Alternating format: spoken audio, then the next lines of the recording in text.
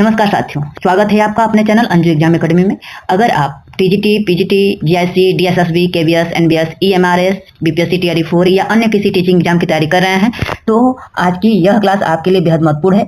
हम लोग वर्तमान समय में इंडियन इकोनॉमिक डेवलपमेंट को कवर कर रहे हैं, जिसका टॉपिक 6 रूरल डेवलपमेंट को कवर करेंगे, जो एनसीईआरटी क्लास 11th और चैप्टर 6 का है। जो एनसीईआरटी क्लास 11th है, वो उसमें 2 बुक चलती है, एक स्टैटिक्स की और दूसरी इंडियन इकोनॉमिक डेवलपमेंट की। तो हम लोग इंडियन इकोनॉमिक डेवलपमेंट को कवर कर रहे हैं और उसका चैप्टर नंबर 6 है। इससे पहले 5 चैप्टर क्लियर किया जा चुका है, पढ़ाया जा चुका है। यदि आप एनसीईआरटी 9 से 12 तक कवर करना चाह रहे हैं तो हमारे चैनल से जुड़िए। और इसका प्लेलिस्ट भी बना है, 9th और 10th का कंप्लीट हो गया है, 11th का चल रहा है। और आज हम लोग ग्रामीण विकास यानी रूरल डेवलपमेंट के टॉप 30 मोस्ट एक्सपेक्टेड एमसीक्यू, जो पूरी तरह एनसीईआरटी आधारित और एग्जाम ओरिएंटेड है। वीडियो को अंत तक जरूर देखिएगा, क्योंकि आखिरी के प्रश्न हाई लेवल और कॉन्सेप्ट बेस्ड हैं, जो अक्सर परीक्षा में पूछे जाते हैं। तो चलिए बिना समय गवाए शुरू करते हैं आज का शानदार एमसीक्यू प्रैक्टिस सेट। और यदि आप पीडीएफ प्राप्त करना चाह रहे हैं तो हमारे Telegram channel Anju exam academy, same नाम है, उससे जुड़िए और डेली का डेली वहीं पीडीएफ मिलता है, आप वहां से जुड़ करके ले सकते हैं। चलिए बिना समय गवाए अपने मेन टॉपिक पर चलते हैं। आज का रहा ये पहला प्रश्न क्या है? ग्रामीण विकास का मुख्य उद्देश्य क्या है, बताइए। ऑप्शन ए है केवल कृषि उत्पाद बढ़ाना, ऑप्शन बी है ग्रामीण क्षेत्रों में जीवन स्तर एवं रोजगार के अवसर को समग्र सुधार करना, ऑप्शन सी है केवल उद्योगों की स्थापना करना, ऑप्शन डी है केवल शहरों का विकास करना। बताइए ग्रामीण विकास रूरल डेवलपमेंट का मुख्य उद्देश्य क्या है?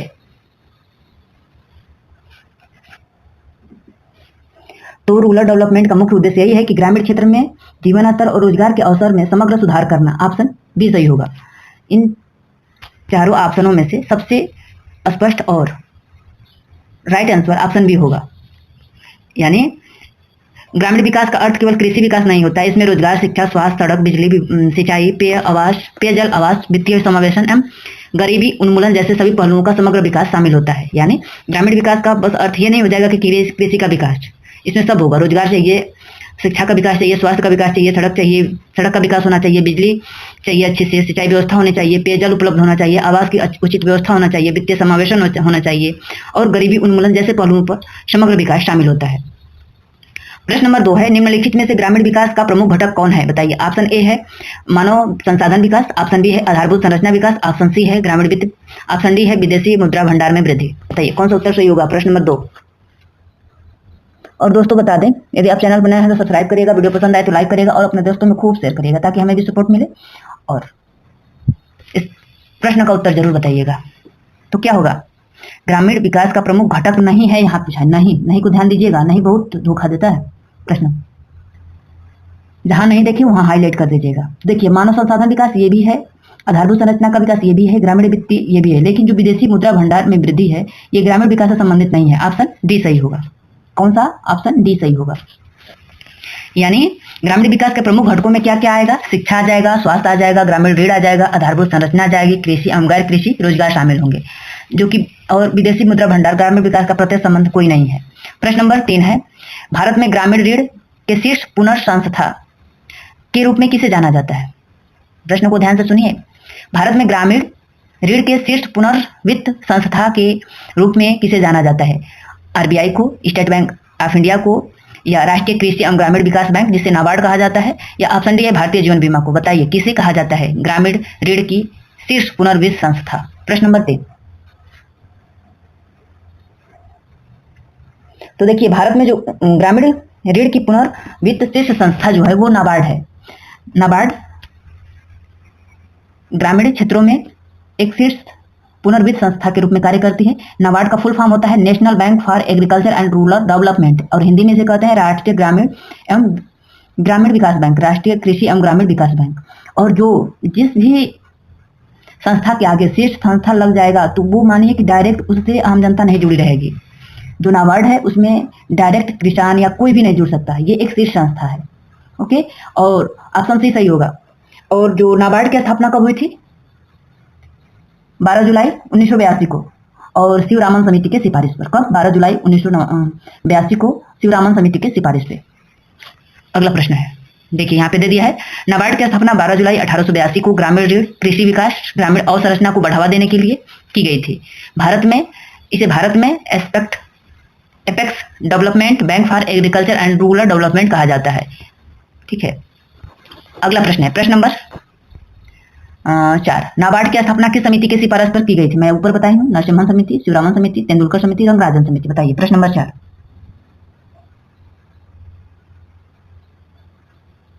तो देखिए नाबार्ड की स्थापना शिवरामन समिति के सिफारिश पर की गई थी। ऑप्शन बी सही होगा। कौन सा और कब हुई थी? 12 जुलाई 1982 को हुई थी। और नाबार्ड का फुल फॉर्म क्या होता है? ऊपर बताई हूं। देखिए इसमें कुछ दिया है, बी शिवरामन समिति यानी committee to review agreement for institutional credit for agriculture and rural development की सिफारिश पर 1882 में नाबार्ड की स्थापना की गई।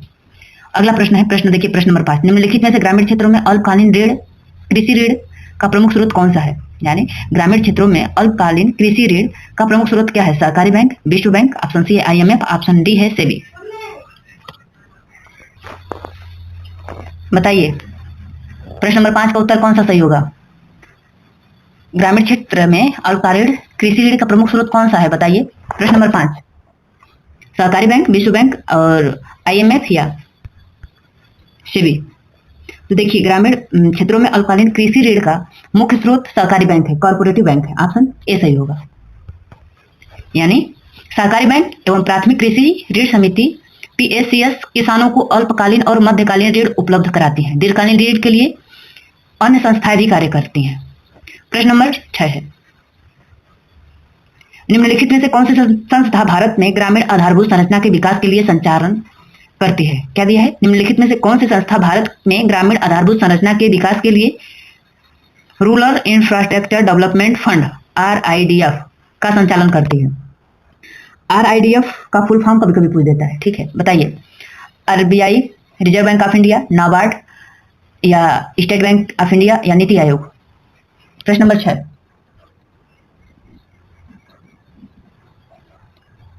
तो जो नाबार्ड है ना, भारत में ग्रामीण आधारभूत संरचना के विकास के लिए rural infrastructure development fund RIDF का संचालन करती है। कौन? नाबार्ड, जिसका फुल फॉर्म होता है national bank for agriculture and rural development. Hindi में उसे क्या कहा जाता है? राष्ट्रीय कृषि एवं ग्रामीण विकास बैंक। ऑप्शन बी सही होगा। और RIDF का फुल फॉर्म क्या होता है? Rural infrastructure development fund. ये प्रश्न किसी तरह भी घुमाकर पूछ सकता है, ठीक। ये भी पूछ देगा कि RIDF का संचालन कौन करता है, तो ये तो बता दिए कि नाबार्ड करता है। ये भी पूछ सकता है कि नाबार्ड भारत में ग्रामीण आधारभूत संरचना के विकास लिए मतलब कौन सा स्कीम चला रही है, तो भी बताएंगे। वही घुमा फिरा कर वही है, मतलब जो भी पढ़िए क्लियर पढ़िए। यानी RIDF की स्थापना 1955-95 में हुआ था। कब हुआ था रिफ्ट का? रिफ्ट की स्थापना कब हुई थी? 95-96 में की गई थी। इसका संचालन कौन करता है? नाबार्ड करता है। और इसका उद्देश्य क्या होता है? इसका उद्देश्य जो होता है ग्रामीण सड़क, पुल, सिंचाई, अन्य आधारभूत सुविधाओं के विकास हेतु राज्य को वित्तीय सहायता प्रदान करता है। RIDF रिफ्ट के बारे में थोड़ा जानिए। कहीं से भी प्रश्न बन सकता है, ऐसे पढ़िए कि कैसे भी प्रश्न तोड़ मोड़ कर बताए, कैसा भी प्रश्न बने। यदि आप लोगों का कंसेप्ट क्लियर है तो प्रश्न कैसे भी पूछे आप लोग कर ले जाएंगे। यदि कंसेप्ट क्लियर नहीं है तो नहीं कर पाएंगे, ठीक। तो आप लोग कंसेप्ट पर काम करिए, उसके बाद प्रैक्टिस। प्रश्न नंबर 7 है, निम्नलिखित कथनों पर विचार कीजिए। कथन है स्टेटमेंट 1 है, स्टेटमेंट 2 है। स्टेटमेंट 1 कह रहा है स्वयं सहायता समूह छोटे बचत समूह होते हैं, और स्टेटमेंट 2 कर रहा है कि स्वयं सहायता समूह का मुख्य उद्देश्य ग्रामीण गरीबों को ऋण एवं स्वरोजगार उपलब्ध कराना। ऑप्शन ए है केवल एक कथन सही है, ऑप्शन बी है केवल 2 कथन सही है, ऑप्शन सी है कि दोनों कथन सही है, और कथन 2 एक की व्याख्या कर रहा है। ऑप्शन डी है दोनों कथन सही है लेकिन कथन 2 एक की व्याख्या नहीं कर रहा है। प्रश्न नंबर 7 बताइए कौन सा उत्तर सही होगा। तो देखिए स्वयं सहायता समूह छोटे बचतों समूह होते हैं, तो जी बिल्कुल सही है, ये तो स्टेटमेंट सही है। और स्वयं सहायता समूह SHGS कहा जाता है। इसका मुख्य उद्देश्य ग्रामीण गरीबों को ऋण स्वरोजगार उपलब्ध कराना, जी ये भी सही है और व्याख्या भी कर रहा है। ऑप्शन सी सही होगा। प्रश्न नंबर 7 का ऑप्शन सी सही होगा। यानी जो स्वयं सहायता समूह होते हैं छोटे बचत समूह होते हैं जो नियमित बचत के माध्यम से सदस्यों को ऋण उपलब्ध कराते हैं और स्वरोजगार को बढ़ावा देते हैं, इसलिए दोनों कथन सही है और दूसरा कथन पहले की उचित व्याख्या भी कर रहा है। प्रश्न नंबर 8 ये रहा, भारत में क्षेत्रीय ग्रामीण बैंक, यानी भारत में जो क्षेत्रीय ग्रामीण बैंक है, रीजनल रूरल बैंक, जिसे RRBs कहा जाता है। क्या होता है? RRBs, जिसका फुल फॉर्म होता है रीजनल रूरल बैंक्स। और हिंदी में उसे क्या कहा जाता है? भारत में क्षेत्रीय ग्रामीण बैंक की स्थापना का मुख्य उद्देश्य क्या था? जो आरआरबीएच की स्थापना हुई थी उसका मुख्य उद्देश्य क्या था? ऑप्शन ए है बड़े उद्योगों को ऋण देना, ऑप्शन बी है ग्रामीण क्षेत्रों में छोटे एवं सीमांत किसानों, कारीगरों और कमजोर वर्गों को बैंकिंग सुविधा उपलब्ध कराना, ऑप्शन सी है विदेशी व्यापार को बढ़ावा देना, या ऑप्शन डी है शेयर बाजार का विकास करना। बताइए। प्रश्न नंबर 8। तो देखिए, भारत में क्षेत्रीय ग्रामीण बैंक यानी आरआरबीएच की स्थापना इसलिए की गई थी ताकि ग्रामीण क्षेत्रों में छोटे एवं सीमांत किसानों, कारीगरों एवं कमजोर वर्गों को बैंकिंग सुविधा उपलब्ध कराया जा सके। आरआरबीएच का यही मुख्य उद्देश्य था। आरआरबीएच का फुल फॉर्म होता है रीजनल रूरल बैंक। याद करिएगा, जो मैं बता रही हूँ फैक्ट, इसको यदि याद हो रहा है तो याद करिए, नहीं तो कॉपी में नोट कर लीजिए, क्योंकि इससे प्रश्न बन चुका है और बनने की भी संभावना है। चलिए आगे चलते हैं। देखिए, आरआरबीएच की स्थापना कब हुई थी? 1975 में। और किस लिए की गई थी? ग्रामीण क्षेत्रों में कमजोर वर्गों को सस्ती बैंकिंग ऋण सुविधाएं उपलब्ध कराने के लिए की गई थी। आरआरबीएच की स्थापना क्यों की गई थी? ग्रामीण क्षेत्रों में कमजोर वर्गों को सस्ती बैंकिंग ऋण सुविधाएं उपलब्ध कराने के लिए की गई थी और इसकी स्थापना 1975 में की गई थी। प्रश्न नंबर 9 है किसान क्रेडिट कार्ड यानी केसीसी योजना का मुख्य उद्देश्य क्या है? ऑप्शन ए है किसानों का आसान एवं समय पर कृषि ऋण उपलब्ध कराना, ऑप्शन बी है किसानों का मुफ्त बीज देना, ऑप्शन सी है किसानों को मुफ्त भूमि उपलब्ध कराना, ऑप्शन डी है किसानों को पेंशन देना। बताइए, केसीसी किसान क्रेडिट कार्ड का मुख्य उद्देश्य क्या है? प्रश्न नंबर 9।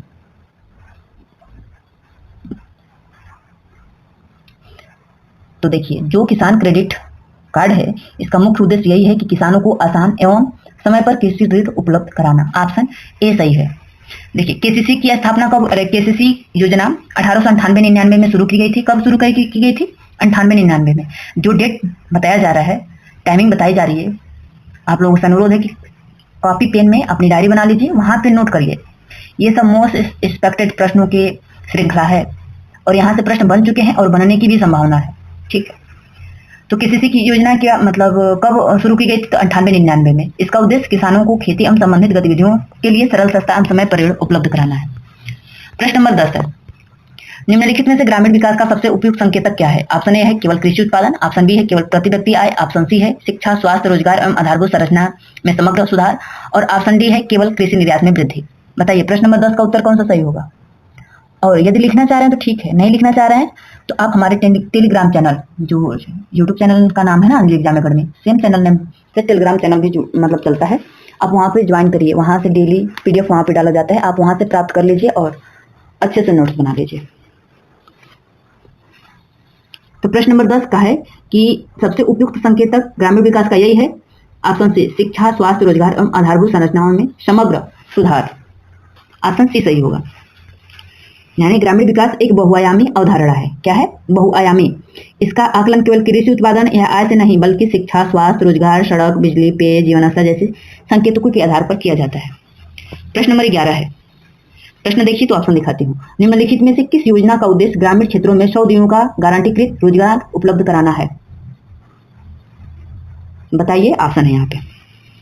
वर्तमान समय में अपडेट हो गया है, 125 दिन का हो गया है और नाम भी बदल गया है, लेकिन ये पुराना प्रश्न है इसलिए उसके हिसाब से आंसर दीजिएगा।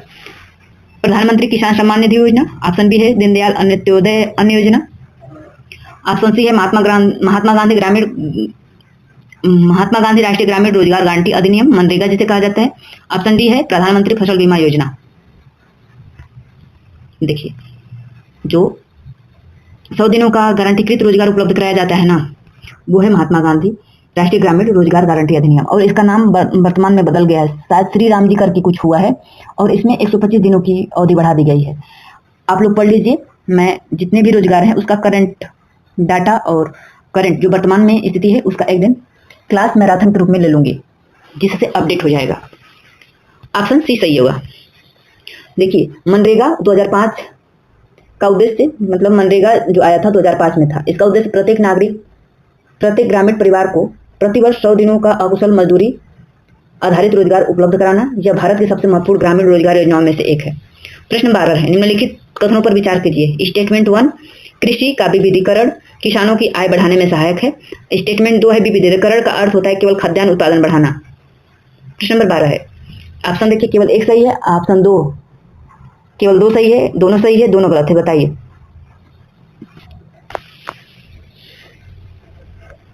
प्रश्नों को फिर देखिए, विचार करना है। कृषि का विविधीकरण किसानों की आय बढ़ाने में सहायक होती है। जी बिल्कुल होती है, ऑप्शन ए सही है कथन। विविधीकरण का अर्थ केवल खाद्यान्न उत्पादन बढ़ाना है? जी नहीं, विविधि केवल लगा दिया ना, तो यहाँ पे ये स्टेटमेंट गलत हो जा रहा है, तो केवल एक सही है, ऑप्शन ए सही होगा। यानी कृषि विविधीकरण का अर्थ समझिए क्या होता है। कृषि विविधीकरण का अर्थ केवल खाद्यान्न उत्पादन नहीं, बल्कि इसमें क्या क्या आता है? बागवानी आती है, डेयरी आता है, मत्स्य पालन आता है, पोल्ट्री आता है यानी मुर्गी पालन, मधुमक्खी पालन आदि को अपनाकर आय के स्रोत को बढ़ाना होता है। ध्यान से देखिएगा, जहां भी कृषि विविधीकरण आएगा तो समझ जाइए कि ये सब होगा, जिसमें खाद्यान्न उत्पादन नहीं होगा, बल्कि इसमें क्या क्या होगा? बागानी भी होगी, डेयरी भी होगा, मत्स्य पालन भी होगा, पोल्ट्री भी होगा, मधुमक्खी पालन भी होगा, और कुछ है जो प्राथमिक क्षेत्र के उद्देश्य से किए जाते हैं, को अपनाकर आय के स्रोत को बढ़ाना है। ठीक, इसलिए कथन 2 सही गलत हो गया और ऑप्शन यानी कथन 1 सही हो गया। प्रश्न नंबर 13 है, भारत में कृषि विपणन की प्रमुख समस्या कौन सी थी? बताइए कौन सी है, थी नहीं है। ऑप्शन ए है पर्याप्त भंडार सुविधाएं, ऑप्शन बी है बिचौलियों का अधिक हस्तक्षेप, ऑप्शन सी है किसानों का उचित मूल्य मिलना, ऑप्शन डी है पर्याप्त ग्रामीण सड़कें। बताइए प्रश्न नंबर 13।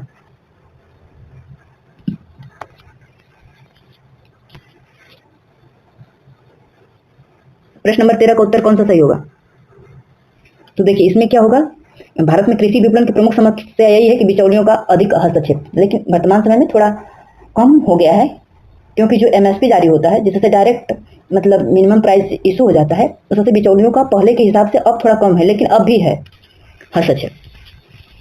यानी भारतीय कृषि विपणन की प्रमुख समस्याओं में से बिचौलियों की भूमिका, भंडारण की कमी, परिवहन की समस्या, किसानों को उचित मूल्य न मिल पाना शामिल है। देखिए जो भारतीय कृषि विपणन की प्रमुख समस्या केवल बिचौलियों ही नहीं है, बिचौलियों की भी भूमिका है, भंडारण की भी कमी है, परिवहन की समस्या है तथा किसानों को उचित मूल्य न मिलना भी शामिल है। प्रश्न नंबर 14 देखिए, इनाम का फुल फॉर्म क्या होता है? National agriculture market. इनाम नेशनल एग्रीकल्चर मार्केट का प्रमुख उद्देश्य क्या है, मुख्य उद्देश्य क्या है? ऑप्शन ए है किसानों को ऑनलाइन एकीकृत कृषि बाजार उपलब्ध कराना, ऑप्शन बी है किसानों को मुफ्त उर्वरक देना, ऑप्शन सी है ग्रामीण बैंकों की स्थापना करना, ऑप्शन डी है कृषि कर लगाना। बताइए प्रश्न नंबर 14।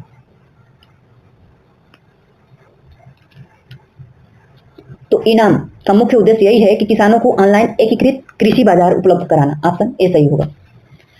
यानी इनाम का शुभारंभ कब हुआ था? 2016 में हुआ था। इसका मुख्य उद्देश्य देश की कृषि मंडियों को डिजिटल प्लेटफॉर्म से जोड़कर किसानों को पारदर्शी मूल्य एवं बेहतर बाजार उपलब्ध कराना था। इनाम का मुख्य उद्देश्य यही है, कृषि मंडियों को कृषि मंडियों का डिजिटलीकरण करना और जिससे किसानों को पारदर्शी मूल्य और बेहद बाजार उपलब्ध कराना था। इनाम का शुभारंभ 2016 में किया गया था। इनाम एक अच्छा फैक्ट है, ये प्रश्न पूछे जाने योग्य है। प्रश्न नंबर 15 है, निम्नलिखित में से ग्रामीण गैर कृषि रोजगार का उदाहरण कौन है? बताइए।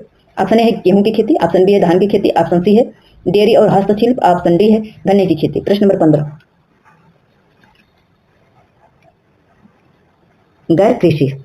ग्रामीण गैर कृषि रोजगार कौन सा है? तो देखिए गेहूं की खेती होता है कृषि के अंतर्गत, धान की खेती कृषि के अंतर्गत, गन्ने की खेती कृषि के अंतर्गत, लेकिन जो डेयरी और हस्तशिल्प है यह ग्रामीण गैर कृषि रोजगार है, यानी कृषि से परे रोजगार देने वाला ग्रामीण है। ऑप्शन सी सही होगा। यानी ग्रामीण गैर कृषि रोजगार में डेयरी हस्तशिल्प, देखिए ग्रामीण गैर कृषि रोजगार में कौन कौन आएगा? डेयरी आएगा, हस्तशिल्प आएगा, कुटीर उद्योग आएगा, मधुमक्खी पालन आएगा, मत्स्य पालन आएगा, पोल्ट्री यानी मुर्गी पालन आएगा आदि शामिल होते हैं। और ये किसानों की आय बढ़ाने और कृषि पर निर्भरता कम करने में महत्वपूर्ण भूमिका निभाते हैं, और यही कृषि विविधीकरण भी है। प्रश्न नंबर 16, भारत में कृषि विपणन के संदर्भ में निम्नलिखित मंडियों की स्थापना का मुख्य उद्देश्य क्या था? प्रश्न को ध्यान से पढ़िए, ऑप्शन दिखाती हूँ। भारत में कृषि विपणन के संदर्भ में नियंत्रित मंडियों की स्थापना का मुख्य उद्देश्य क्या था? ऑप्शन देखिए। ए है कृषि उत्पादों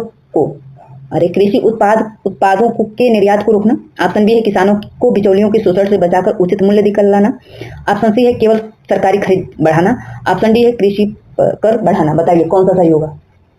प्रश्न नंबर 16,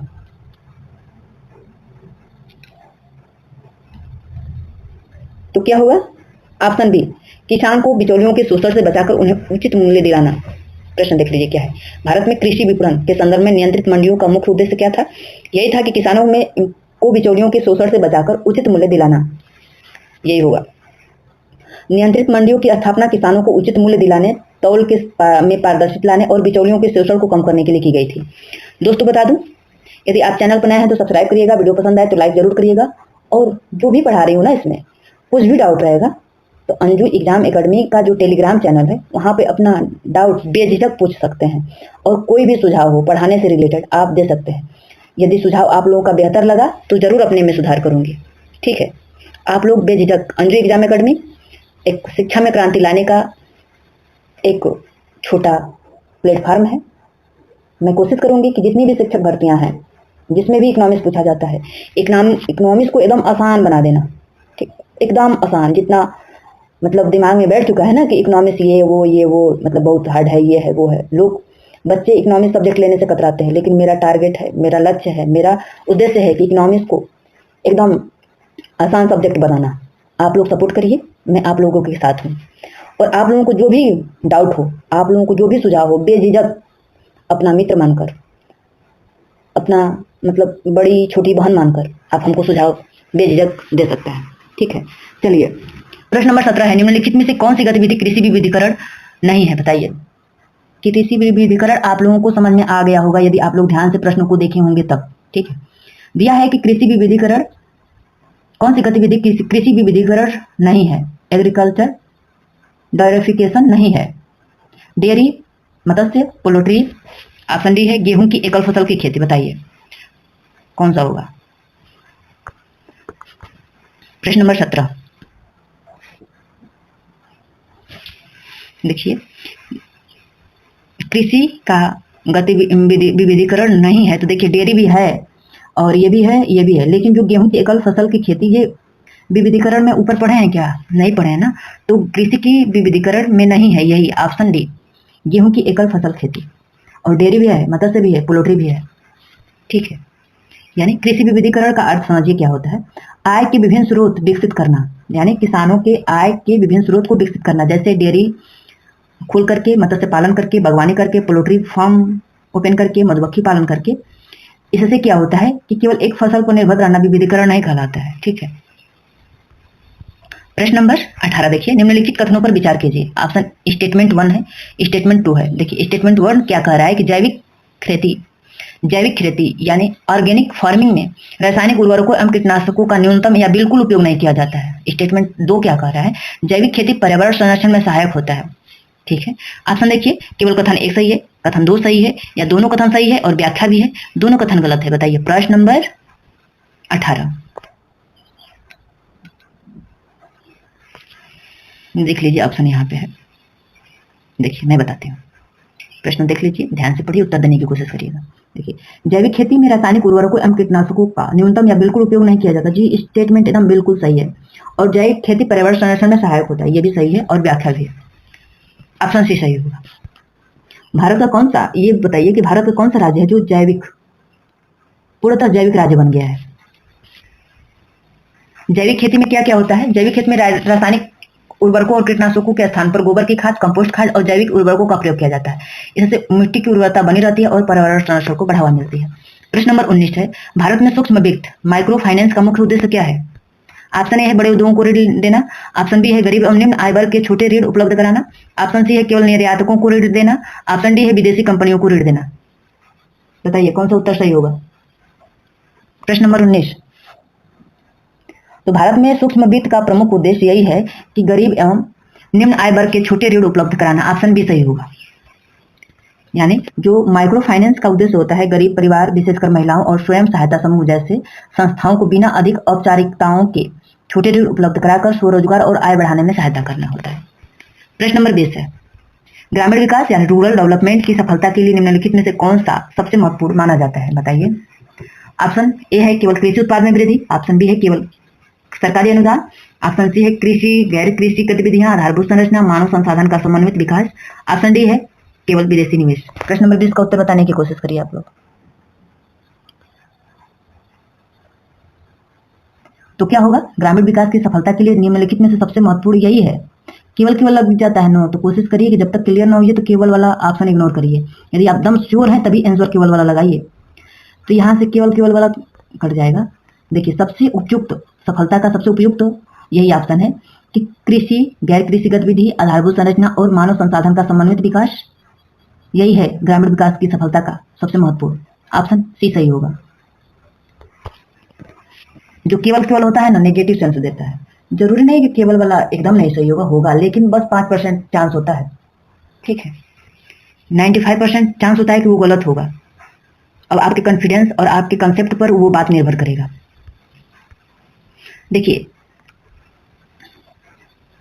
एनसीईआरटी के अनुसार ग्रामीण विकास का समन्वित एनसीईआरटी के अनुसार ग्रामीण विकास एक समन्वित प्रक्रिया है। केवल कृषि उत्पादन बढ़ाना पर्याप्त नहीं है, इसमें क्या क्या बढ़ाना होता है? शिक्षा, स्वास्थ्य, सड़क, बिजली, सिंचाई, ग्रामीण उद्योग, वित्तीय समावेशन एवं रोजगार, सभी क्षेत्रों का संतुलित विकास आवश्यक है। प्रश्न नंबर 21। 20 प्रश्नों का श्रृंखला हम लोग का समाप्त हुआ। ये बताइए कि 20 प्रश्नों में से आप लोगों का हुआ सही कितना सही हुआ है?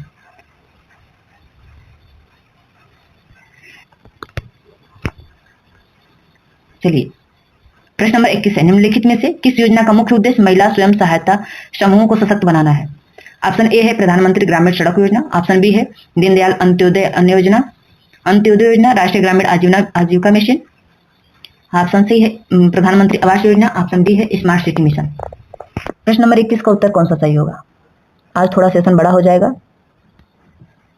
पूरा वीडियो जरूर देखिएगा। तो महिला स्वयं सहायता समूहों को सशक्त बनाना है, वो है ऑप्शन बी, दीनदयाल अंत्योदय योजना और राष्ट्रीय ग्रामीण आजीविका मिशन, ऑप्शन बी सही है। प्रश्न नंबर 21,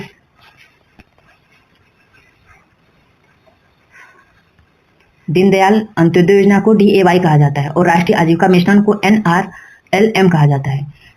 DAY का फुल फॉर्म दीनदयाल अंत्योदय योजना है, जबकि NRLM का full form national rural livelihood mission है। कभी कभी फुल फॉर्म भी पूछ देता है, ध्यान दीजिएगा। प्रश्न नंबर 22 है, निम्नलिखित में से जैविक कृषि का प्रमुख लाभ कौन सा है? ऑप्शन ए है रासायनिक उर्वरकों का अधिक उपयोग, ऑप्शन बी है मिट्टी की उर्वरता पर्यावरण संरक्षण, ऑप्शन सी है उत्पादन लागत में अत्यधिक वृद्धि, ऑप्शन डी है जल प्रदूषण में वृद्धि। प्रश्न नंबर 22 का उत्तर कौन सा सही होगा? तो जैविक खेती का प्रमुख लाभ यही दिख रहा है कि मिट्टी की उर्वरता और पर्यावरण संरक्षण, जैविक कृषि से दोनों का संरक्षण होता है, ऑप्शन बी सही होगा। यानी जब जैविक खेती में प्राकृतिक खाद, जैविक कीटनाशकों का उपयोग किया जाता है, इसमें मिट्टी की गुणवत्ता बनी रहती है, पर्यावरण प्रदूषण कम होता है और दीर्घकाल में कृषि उपजाऊ बनी रहती है, कृषि टिकाऊ बनी रहती है। प्रश्न नंबर 23 है, स्टेटमेंट वाले सवाल हैं। भारत में ग्रामीण बेरोजगारी का एक प्रमुख कारण कृषि पर अत्यधिक निर्भरता है। स्टेटमेंट 2 है, ग्रामीण गैर कृषि गतिविधियों का विकास ग्रामीण रोजगार बढ़ाने में सहायक है। दोनों सही, एक सही है, दो सही है, दोनों सही है और व्याख्या भी है, दोनों सही है, व्याख्या नहीं है। बताइए। प्रश्न नंबर 23, देखिए क्या बोला है। भारत में ग्रामीण बेरोजगारी का एक प्रमुख कारण कृषि पर अत्यधिक निर्भरता है। जी बिल्कुल है। जहाँ पे 2 लोगों का काम है वहाँ 10 लोग काम करते हैं गाँव में। और ग्रामीण गैर कृषि गतिविधियों का विकास ग्रामीण रोजगार को बढ़ाने में सहायता करते हैं, तो जी दोनों सही है। और गैर कृषि गतिविधि में कौन कौन आएगा? डेयरी, पोल्ट्री, मधुमक्खी पालन, मत्स्य पालन, बागवानी, ये सब आएगा। तो ग्रामीण गैर कृषि गतिविधियों का विकास ग्रामीण रोजगार बढ़ाने में सहायक है, तो जी दोनों सही है और व्याख्या भी है। तो कौन सा होगा? ऑप्शन डी, दोनों सही है और व्याख्या भी है, ऑप्शन डी सही होगा। ग्रामीण क्षेत्रों में कृषि पर अत्यधिक निर्भरता के कारण रोजगार में अवसर सीमित रहते हैं और डेयरी, मत्स्य पालन, हस्तशिल्प और ग्रामीण उद्योग आदि गैर कृषि गतिविधियों में रोजगार बढ़ाकर इस समस्या को कम करते हैं। प्रश्न नंबर 24 है, बताइए भारत में कृषि विपणन सुधार एग्रीकल्चर मार्केट रिफॉर्म का मुख्य उद्देश्य क्या था? ऑप्शन ए है किसानों को प्रतिस्पर्धी एवं बेहतर मूल्य उपलब्ध कराना, ऑप्शन बी है कृषि कर बढ़ाना, ऑप्शन डी है सी है कृषि निर्यात पर प्रतिबंध लगाना, ऑप्शन डी है केवल सरकारी खरीद बढ़ाना। प्रश्न नंबर 24, भारत में कृषि विपणन सुधार का मुख्य उद्देश्य क्या है?